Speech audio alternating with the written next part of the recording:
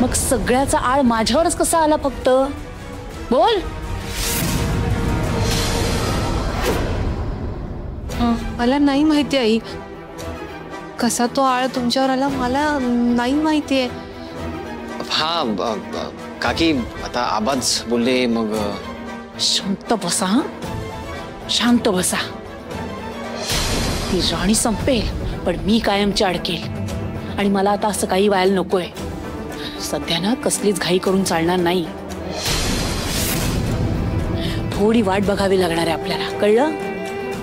नाहीतर असं काहीतरी व्हायला हवं ना की ती राणी स्वतःहून या घरातनं निघून जायला पाहिजे. पण काकी मला काय वाटतं, आपण काहीतरी करायला हवं. हो नाहीतर काय, ती राणी सोकावे.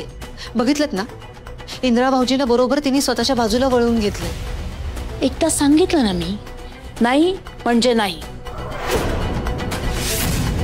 आता काही नाही.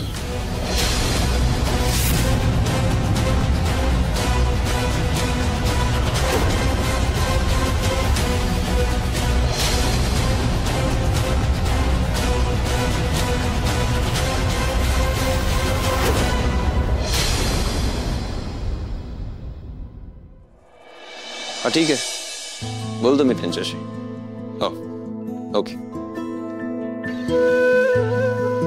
दादू. चिकू काय झालं? रिलॅक्स हो, रिलॅक्स हो. काय झालं सांग मला, काय झालं?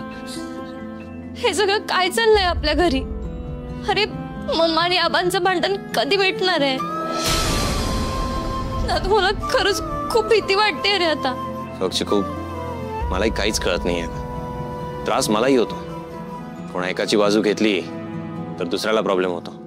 बरं दोघांना समजवायचं म्हटलं तर कोणी ऐकायलाच तयार नाहीये. पण दादू, अरे समजवायला तरी लागेल ना. हे बघ मम्मा तुझं ऐकते ना, तू कर ना काहीतरी.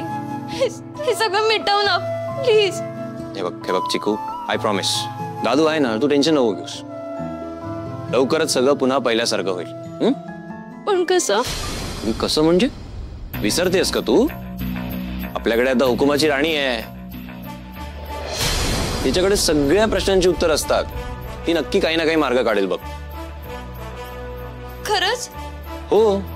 हे बघ आता मी आणि राणी मिळून असं काहीतरी करणार आहोत ना, ज्याने आबा आणि आई दोघं पुन्हा परत एकत्र येतील आधीसारखे.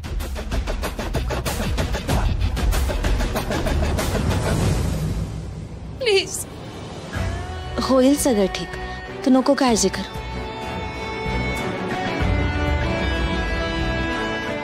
मग शांत हो, सगळं होईल ठीक. हा